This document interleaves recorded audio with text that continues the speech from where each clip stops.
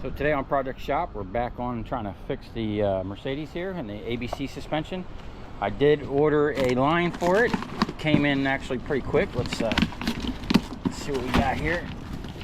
Make sure we got the right part. Now I ordered from FCP Euro. Let's see. Okay. The dealer wanted $360 for this part. Okay. And I got it for $260 with free shipping and a lifetime warranty. And last time I bought something from these guys, it actually had Mercedes-Benz written right on it somewhere. Yeah, look at this. It's an original part from Mercedes-Benz. Made in Germany. $100 cheaper than a dealer with a lifetime warranty. I mean, you really can't beat that. Now, last time, the battery was completely dead in that last video. We're gonna see if it held a charge. 14 volts. 1, 2, 3, 4, 5, 6, 7, 8, 9, 10. I'd say it's still good. We held at 13 volts. Okay, so we're just going to go ahead and put the charger on it and make sure the battery's all the way topped up, because you know, these cars can be finicky with the alternators and whatnot. You don't want to start the car on a dead battery and have the car running just off the alternator, because it's a good way to burn that thing up. So we're going to plug this in. I brought my fan out here because it was hot, but then look at this. We might be getting some rain, so I don't know how long this is going to last. And look at this water staying up in here. So we need to get the car down, turn around, cleaned up, make sure we got no water standing anywhere. Okay, so this definitely looks like the line. This is pretty much how it sits under the car, like this. This is the line that blew. That goes into the valve block. This goes across the car, does a bunch of little squigglies, and then this line here actually gets turned up like that, which you can see right here. The metal line coming in, and then the rubber line going up like that. So hopefully it's not too difficult to get off. I'm probably gonna have to pull this wheel and this inner panel.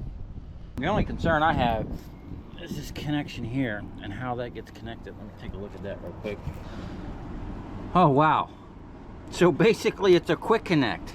You know, if they did the whole car like this, that would be a lot better. That actually looks like a really nice quick connect too.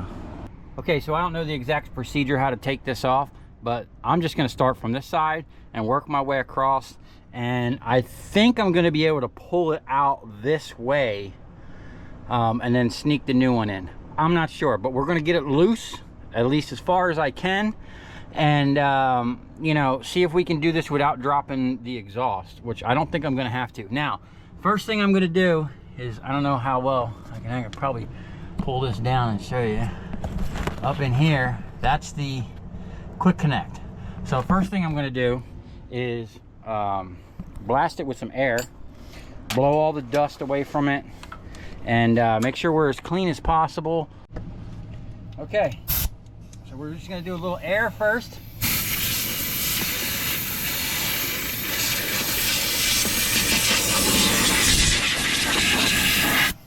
Blow the whole area out, you know. And then we're going to come with some parts cleaner just to soak in there a little bit, blast off any. And then since we don't want that parts cleaner kind of lingering around. Okay. Now, can I just reach up here and pop that down?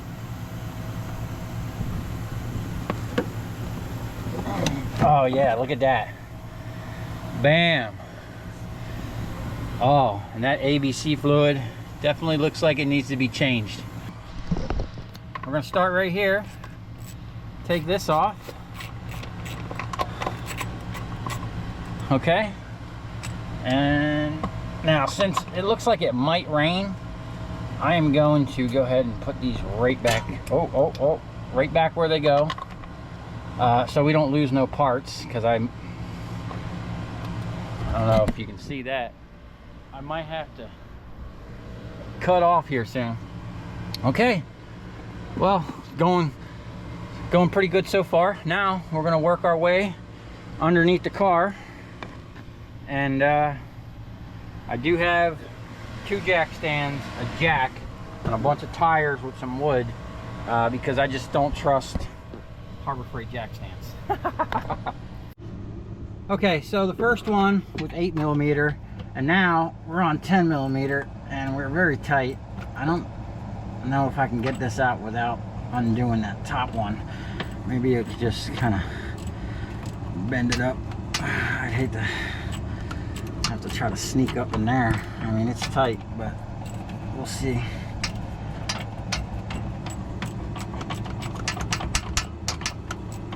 It's always harder doing things with one hand. Come on. And got it. Okay. And oh yeah, we should be able to sneak that out of there. I did mention before that it looked like I had an exhaust leak, and this is probably why. So yeah, we'll have to tighten that up if we can. I'll probably put some penetrating oil on that before I go cranking on it. Make it a little easier. I can't see where the next, oh, I see it. There we go. There it is. Let me get some light on that. You see that? There we go. That's very awkward. Actually, it's not too bad. I could probably get in here with an extension and a impact and get like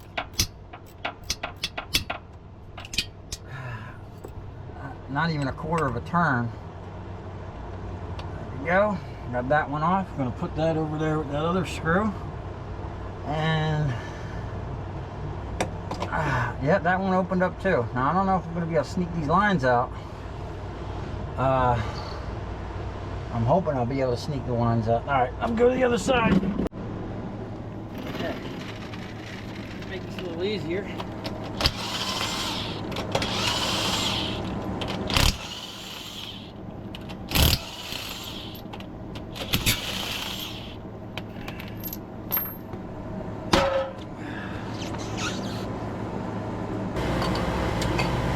I'm just going to blast off wherever the valve block is.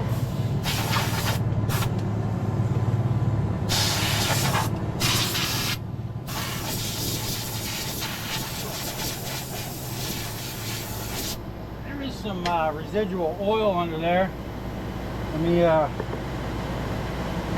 cardboard.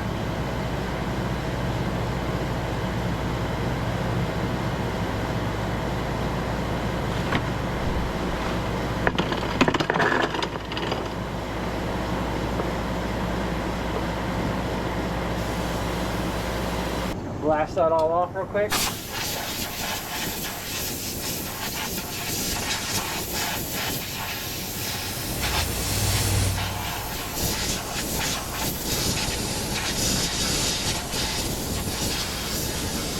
Okay, I got it all cleaned up. This is the line we're going to remove, and it looks like we just need to actually take this off because I already unscrewed that one from the other side, and I'm almost positive I can sneak this out of here and the new one in relatively easy. So I'm gonna go ahead and loosen that up and then put a wrench on there. Now you should be using a line wrench on any fit-in like this. We're just gonna put the regular wrench on and see what happens. This one here, probably should put an extension on there, but that's like the easiest one.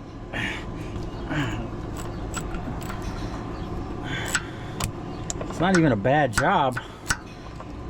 I think the hardest part was getting the damn car up off the ground. I might go ahead and take this one all the way off. Yeah, I gotta find the bottom thing for this because all this stuff is exposed. I mean, it's all 12 volt stuff, but still, I don't think it should be exposed to the elements like it's being. Okay.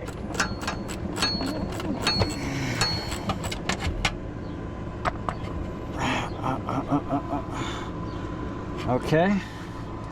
And that. Okay, that's being stubborn. Put them bolts over there. Let's see what the deal is here.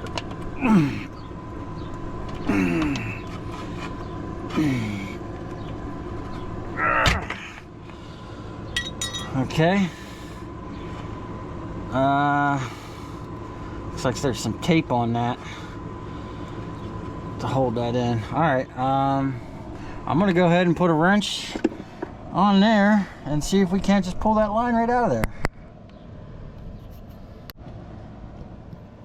Okay, so it's a 17 millimeter.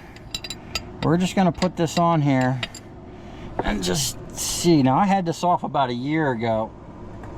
I don't see this being, oh yeah, it's tight. I got some, put some beans on there. Is that it? Oh, that's it. Okay. Okay, now I'm not expecting too much fluid to come out of here because of that hole, but there's probably gonna drip, which we have cardboard down for. That's gonna suck if I have to get up there and pull that backside off. I don't even know how I can get my fingers up in there. All right, let's just get it loose from here, start from here. Okay. Let's get that out of there.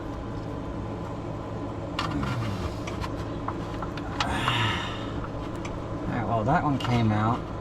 Oh, which way does this come out? Oh, there it is. Ah, there we go. Let's get that back over there. Don't be opening it up too much.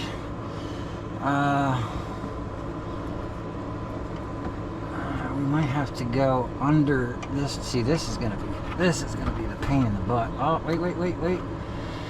Can I push it out the side? Yes. Oh yeah. Look at that. Look at that. Look at that. All right. Here we go. Here we go. Okay. Well, I'd say that's a good start. I'll go on the other side and see if we can't sneak it out from that side. I'm going to try and sneak. Oh, we lost our light. I'm going to try to sneak this out of here. Oh, let's turn this around. There we go. This other one. Where's the other end of this thing? I already got it loose. Oh, I can feel it. Oh yeah, we're moving it around pretty good. What's that? I found another clamp. Okay, so we got one more clamp right up here. Oh, well, you can see that. We got to get that off right there. Which is up above the subframe and probably back to 8 millimeter. Okay, so the nut is back here. Okay, I don't know how well you can see that, but it's like, I mean, it's going to take a lot for me to get back there, so I'm going to go ahead and make the executive decision and see if I can't just bend that tab with a screwdriver enough to get that out of there. Maybe we can just bend it back up into place. I don't think that's really gonna hurt nothing. And oh, we're free. Oh yeah, we're really loose now. Let me just get this little rubber grommet off of there. Okay. Now this is going to be the tricky part, because this looks like it needs to be snaked out of there somehow. We'll get back under there and check it out. Okay, so I think the way this is bent, I need to kind of pull it this way and then up and twist it at the same time. I think I got enough room to do that. It needs to be like rotated on out of there. I wonder if I can get it to the we're gonna have a problem with these blocks. Maybe I might have to pull these all the way out. I had to go get some safety glasses because all this dirt was falling in my eyes, and you should always have safety glasses on up under the car. So I'm just gonna see if I can't slip this up out of here. Okay, we're getting there. We almost got the rubber all the way out, and basically what I did is I bent the tab a little bit on that center C. I don't think that's really gonna hurt nothing, and I kind of just rotated this out. Now I need to get to the other side and fish the other bend up over the exhaust pipes, and I think this is gonna come right out of here.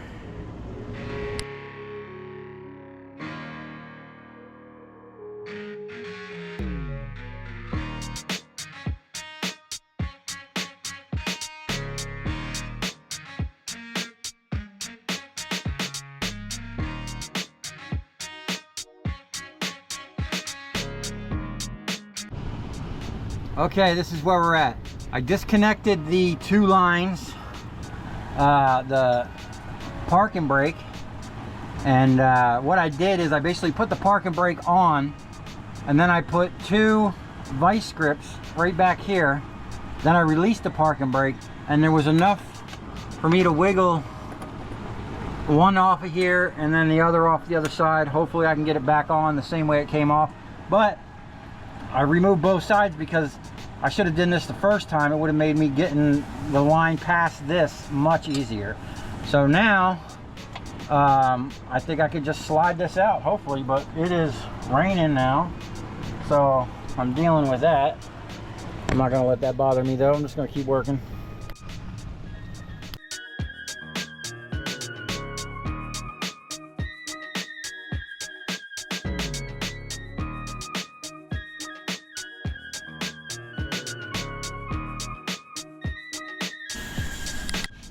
Okay, there it is. And kind of see what we got going on there. There's the blowout. So this hose was definitely ready to go. Now we got this on here. I guess we can pull that off, send it down that way. Put that on the new one. Now let's get the new one out here, set it right next to it, make sure it looks the same. Okay, got the new one here. Looks like it's pretty close.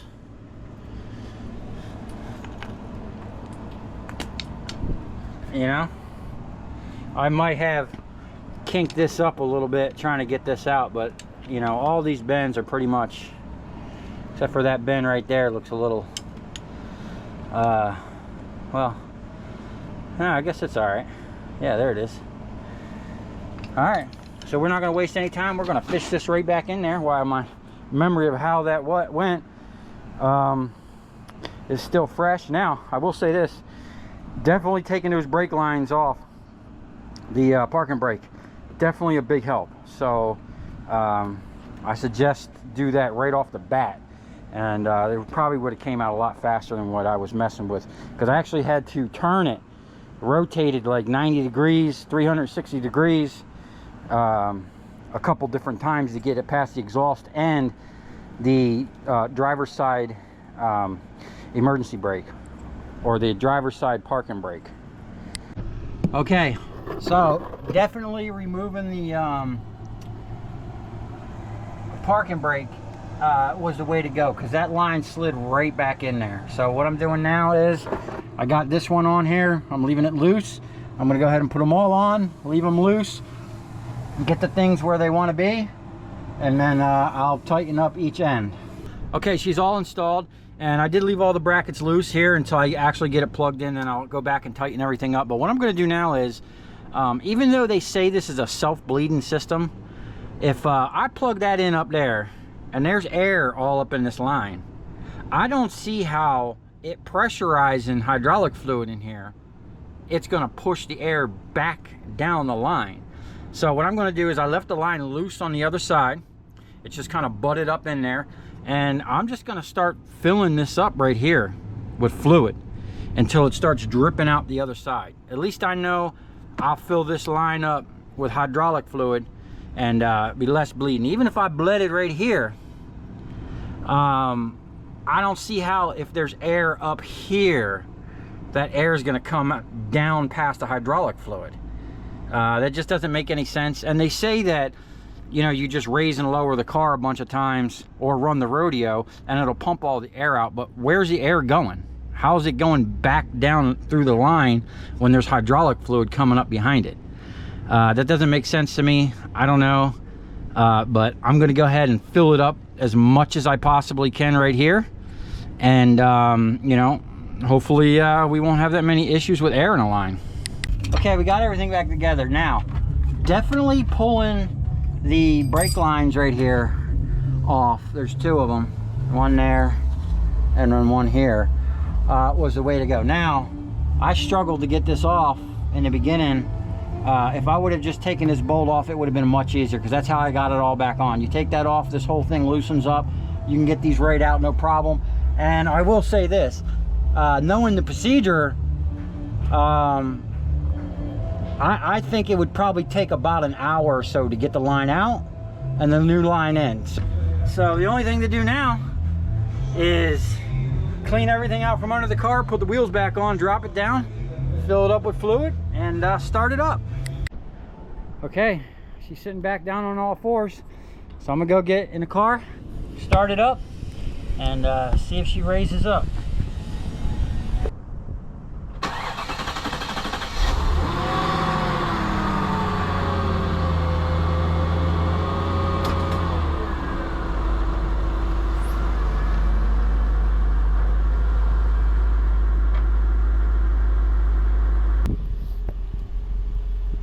Okay, she came right up. So what I'm going to do is just take it around the block real quick and let it go over a couple speed bumps. Let me close the hood, because it looks like it's sitting really high, especially in the front. I might have to take it to my buddy's shop and run the rodeo on it. And let's see here. Oh man, it's been a while since I drove this car.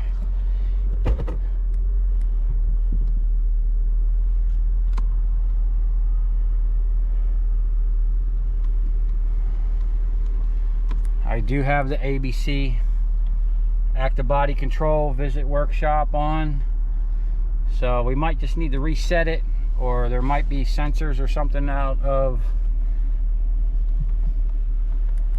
whacked.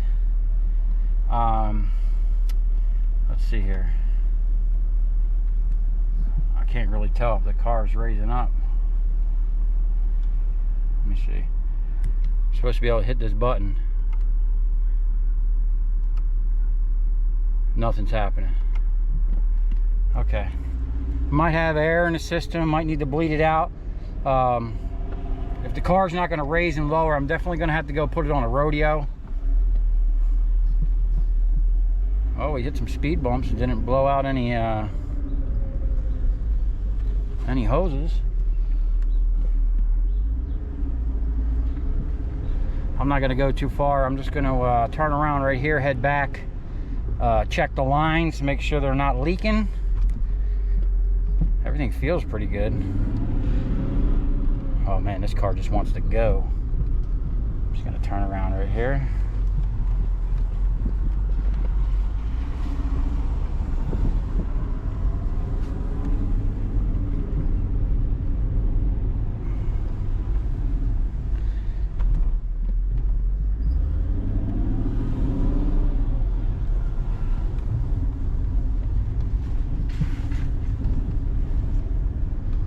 Yeah, it seems like the car's sitting high.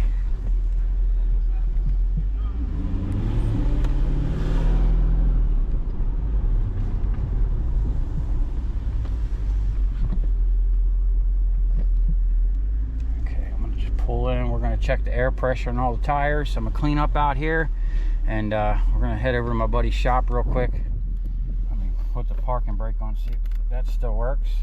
Neutral, we're on a hill. Oh hey, it still works. Up. All right. Yeah, it definitely looks like it's sitting high in the front and in the back. So my leveling sensors might need to be reset. Yeah, that tire looks a little low. So we're gonna put some air in this thing, and then we're gonna take it for a test drive. Yeah, we are getting an ABC light on the dash. Something's inactive. We don't have any check engine lights on now. So here, this is something I missed. Soft closed doors. All right, we're gonna hit the road. Oh, we got the brake on. Parking brake still working. That's good. Everything feels good. No whining from the power steering. All the fluids are up. So we're just gonna take it for a little ride down 95. Kind of shake her down a little bit. Make sure she's, oh man, she feels good. Although it is sitting high. I can feel the car sitting high. So that's something we're gonna have to address. That's why we're going over to my buddy's shop. He can run the rodeo with his scanner. I don't have a scanner that's that sophisticated. You know, them things are very expensive. But I do want to get one so that I can do a buzz test on the injectors on my truck and run the rodeo on this car. But those things are like $5 or a couple $1,000, and then you got to buy the program for them and keep updating it. So we'll see if we can't find one that's a little cheaper. So we're hitting a lot of bumps out of here. That's oh yeah, she's ready to ride, man. Ooh, man. I'll tell you what, if you ain't ever rode a AMG Mercedes, it just puts a smile on your face. That's the only way I can describe it. I will say, I don't like these traction light. Traction light keeps coming on. These new Michelin Pilot Sports or whatever they are, they're garbage compared to the Continental Extreme Contact DWSs I was running, but I couldn't get them at the time. Oh snap, I got my thing up here. Shit, forgot all about that. I've been wondering where that thing was. Been hiding in my car.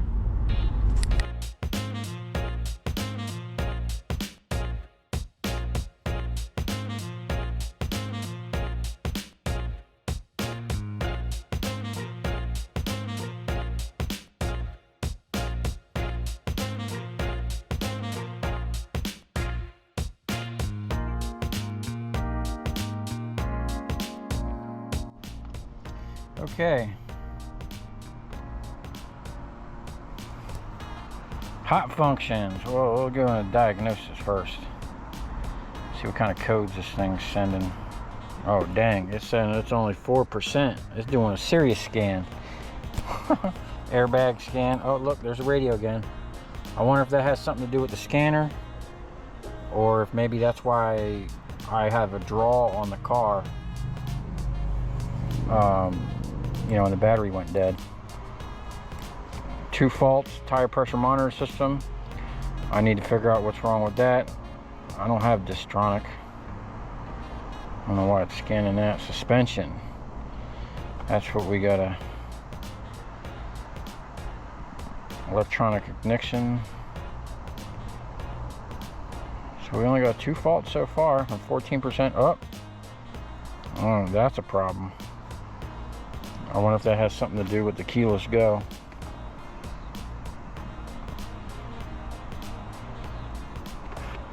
Door control module.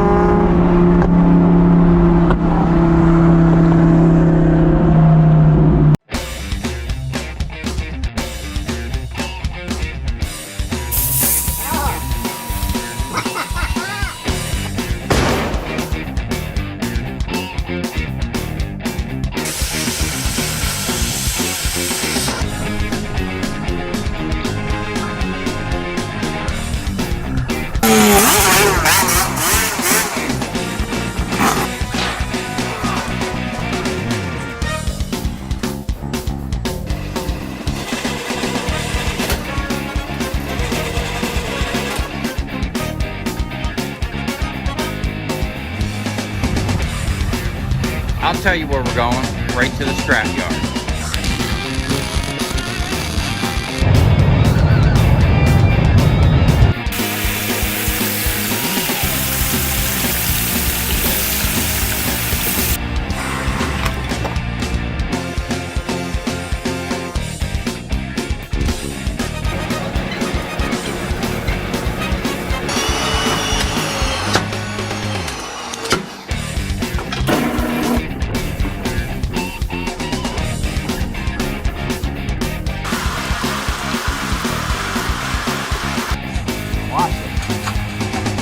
Dancing. You ever seen your copper dance before?